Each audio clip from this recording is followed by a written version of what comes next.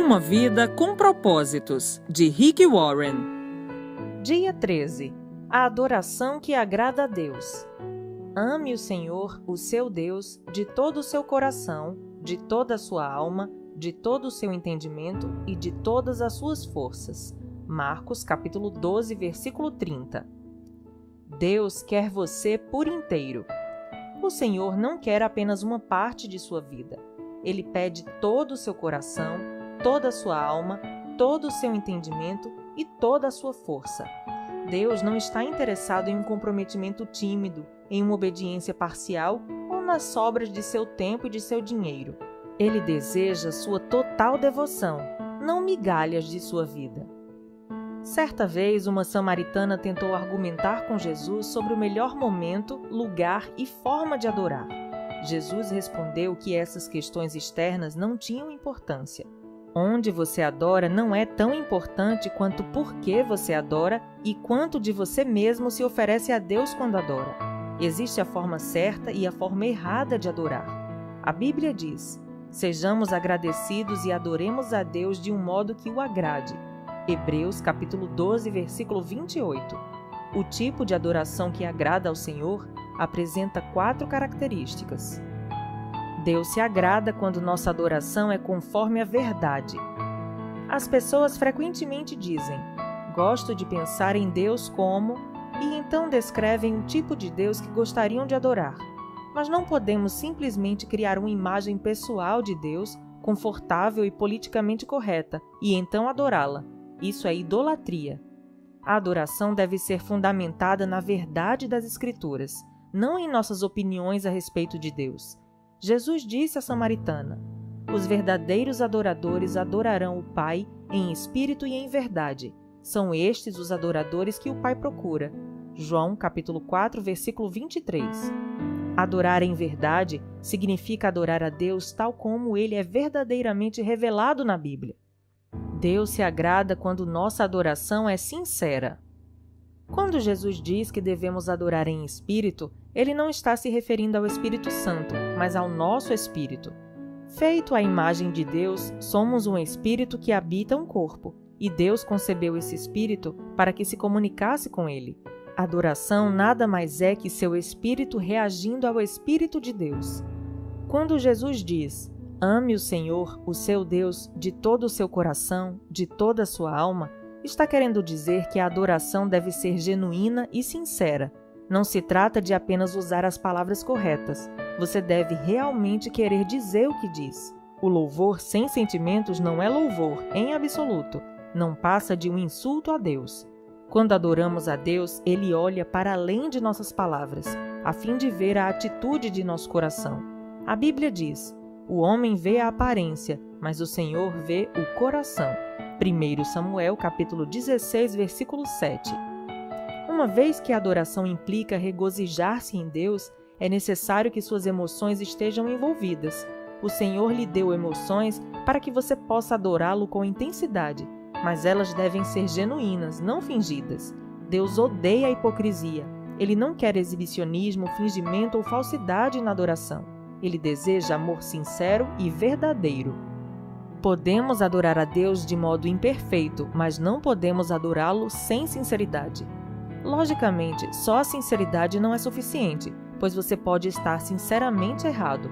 É por isso que tanto o Espírito quanto a verdade são necessários. A adoração deve ser conforme a verdade e genuína. A adoração agradável a Deus é profundamente emocional e profundamente doutrinária. Nela, usamos o coração e a mente. Hoje em dia, muitas pessoas acham que ser comovido com uma música é o mesmo que ser tocado pelo Espírito Santo, mas são coisas diferentes. A verdadeira adoração acontece quando seu espírito responde a Deus, não a uma melodia. Na verdade, algumas canções introspectivas e sentimentais impedem a adoração, pois retiram a evidência de Deus e a transferem para os nossos sentimentos. Sua maior distração na adoração é você mesmo, seus interesses e preocupações com o que os outros pensam a seu respeito. Os cristãos discordam com frequência da forma mais apropriada ou genuína de louvar a Deus, mas essas discussões normalmente refletem apenas diferenças de formação e de personalidade.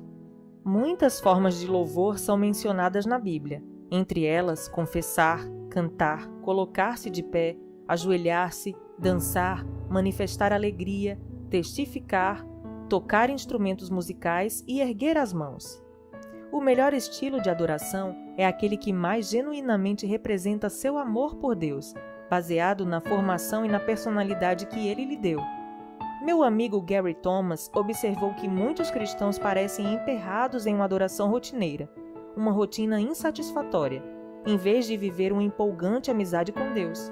Isso ocorre porque se obrigam a utilizar métodos devocionais ou estilos de adoração que não se ajustam à maneira especialmente concedida por Deus a cada um. Gary raciocinou: se Deus propositadamente nos fez todos diferentes, por que deveríamos todos amar a Deus da mesma forma? Lendo obras cristãs clássicas e entrevistando cristãos maduros, Gary descobriu que os cristãos têm utilizado caminhos variados há 2000 anos para desfrutar intimidade com Deus. Ao ar livre, estudando, cantando, lendo, dançando, criando obras de arte, servindo outras pessoas, sendo solidários, desfrutando da comunhão e participando de dezenas de outras atividades. Em seu livro Caminhos Sagrados, Gary identifica 9 maneiras pelas quais as pessoas se aproximam de Deus. Os naturalistas são mais motivados a amar a Deus ao ar livre, em ambientes naturais. Os sensitivos amam a Deus com os sentidos e apreciam belos cultos de adoração que envolvem a visão, o paladar, o aroma e o toque, não apenas a audição. Os tradicionalistas aproximam-se de Deus por meio de rituais, liturgias, símbolos e estruturas rígidas. Os ascetas preferem amar a Deus na solidão e com simplicidade. Os ativistas amam a Deus pelo confronto com o mal, combatendo a injustiça e trabalhando para tornar o mundo um lugar melhor. Os misericordiosos amam a Deus, demonstrando seu amor a outros e suprindo as necessidades deles. Os entusiastas amam a Deus com celebrações. Os contemplativos amam a Deus por meio da adoração. E os intelectuais amam a Deus ao estudá-lo, isso é, fazendo uso da mente. Não há um modelo único de aproximação para adorar e desenvolver amizade com Deus. Uma coisa é certa, você não glorifica a Deus tentando ser alguém que Ele nunca quis que você fosse. Deus quer que você seja você mesmo. Este é o tipo de gente que o Pai está procurando, aquele que é simples e honesto na presença dele em seu culto. João capítulo 4, versículo 23. Deus se agrada quando nossa adoração é meditativa. A ordem de Jesus, ame o Senhor de todo o seu entendimento, é repetida 4 vezes no Novo Testamento. Deus não se agrada de cantorias indiferentes, preces superficiais com frases feitas ou exclamações corriqueiras como louvado seja o Senhor, pois indicam que não conseguimos pensar em nada melhor para dizer no momento. Se a adoração for superficial, não terá valor algum. Você deve envolver sua mente. Jesus chamou vãs repetições às orações indiferentes. Mateus capítulo 6, versículo 7. Até mesmo expressões bíblicas podem se tornar expressões banalizadas pelo uso exagerado, quando então deixamos de pensar no significado. É bem mais fácil utilizar chavões ao adorar que fazer um esforço para honrar a Deus com palavras originais. É por isso que o encorajo a ler diferentes traduções e paráfrases da Bíblia. Isso ampliará suas expressões de adoração. Tente louvar a Deus sem utilizar as palavras louvor, aleluia, obrigado ou amém. Em vez de dizer eu só quero louvá-lo, faça uma lista de sinônimos e use palavras novas como admirar, respeitar, valorizar, reverenciar, honrar e apreciar. Além disso, seja específico. Se alguém falasse com você e repetisse 10 vezes eu te louvo, você provavelmente pensaria, por que o motivo? Você preferiria ouvir 2 elogios específicos a dezenas de generalidades imprecisas. Deus também. Outra ideia é fazer uma lista dos diferentes nomes de Deus e concentrar-se neles. Os nomes de Deus não são casuais. Eles revelam diferentes aspectos de seu caráter. No Antigo Testamento, Deus se revela progressivamente a Israel, atribuindo novos nomes a si mesmo, e ele nos orienta a louvar seu nome. Deus também quer que nossas reuniões com a comunidade cristã sejam ponderadas. Paulo dedica a isso todo o capítulo 14 de 1 Coríntios e finaliza: mas tudo deve ser feito com decência e ordem. 1 Coríntios capítulo 14, versículo 40.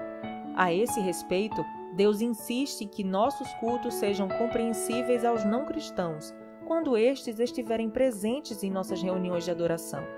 Paulo observa: se você estiver louvando a Deus em espírito, como poderá aquele que está entre os não instruídos dizer o amém à sua ação de graças, visto que não sabe o que você está dizendo? Pode ser que você esteja dando graças muito bem, mas o outro não é edificado. 1 Coríntios capítulo 14, versículos 16 e 17. Ser cuidadoso ao tratar com os não cristãos que visitam o culto é uma ordem bíblica. Desprezar essa ordem é tanto um ato de desobediência quanto de crueldade. Deus se agrada quando nossa adoração é prática.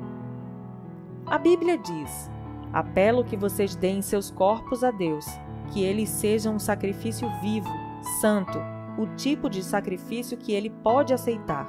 Romanos capítulo 12, versículo 1. Por que o corpo? Por que o Senhor não diz: apresentem o seu espírito? Porque sem o corpo você não pode fazer nada neste planeta. Na eternidade, você irá receber um corpo novo, aperfeiçoado e aprimorado. Mas enquanto estiver neste mundo, Deus diz: dê-me o que você tem. Ele está apenas sendo prático a respeito da adoração. Você já ouviu pessoas dizerem: não poderei participar da reunião desta noite, mas estarei com vocês em espírito. Você sabe o que isso significa? Nada. É inútil. Enquanto você estiver nesse mundo, o seu espírito só poderá estar onde seu corpo estiver. Se seu corpo não está lá, você também não está. Na adoração, devemos oferecer nosso corpo como sacrifício vivo. Normalmente, associamos o sacrifício como algo morto, mas Deus quer que você seja um sacrifício vivo, que você viva por ele. Entretanto, o problema com o sacrifício vivo é a possibilidade de ele fugir sorrateiramente do altar, o que muitas vezes acontece. Cantamos: ó cristãos, avante, no domingo, e na segunda batemos em retirada e voltamos ao nosso velho modo de vida. No Antigo Testamento, Deus se agradou de diversos sacrifícios de adoração, pois profetizavam o sacrifício de seu Filho por nós na cruz. Hoje, Deus também se agrada de sacrifícios de adoração diferentes: ação de graças, louvor, humildade, arrependimento, oferta em dinheiro, oração, serviço aos outros e ajuda aos necessitados. A verdadeira adoração implica um custo. Davi sabia disso e afirmou: eu não vou oferecer ao Senhor, meu Deus, sacrifícios que não me custaram nada. 2 Samuel, capítulo 24, versículo 24. Um dos custos que a adoração tem para nós é o egocentrismo. Não se pode louvar a Deus e a si mesmo ao mesmo tempo. Você não adora para ser visto pelos outros ou para agradar a você mesmo. Ao adorar, você deliberadamente muda o foco da atenção para Deus. Quando Jesus diz: ame o Senhor de todas as suas forças, ele chama a atenção para o fato de que adorar exige esforço e energia. Nem sempre é conveniente ou confortável, e às vezes a adoração é mero ato de força de vontade, um sacrifício voluntário. A adoração passiva é um paradoxo. Quando você louva o nome de Deus, mesmo sem vontade, quando sai de sua cama para adorá-lo cansado, quando ajuda outros que estão esgotados, você está oferecendo um sacrifício de adoração a Deus. Isso é agradável a Ele. Matt Redman, líder de adoração na Inglaterra, conta como seu pastor ensinou à igreja o verdadeiro significado da adoração. Para mostrar que a adoração é mais que música, ele proibiu todos os cânticos por um período de tempo, até que eles aprendessem a adorar de outras maneiras. Ao fim daquele período, Matt escreveu a clássica canção Heart of Worship, Essência da Adoração. Tratei a ti mais do que uma canção, pois uma canção em si mesma não é o que tens pedido. Tu buscas por algo além das aparências, tu sondas o meu coração.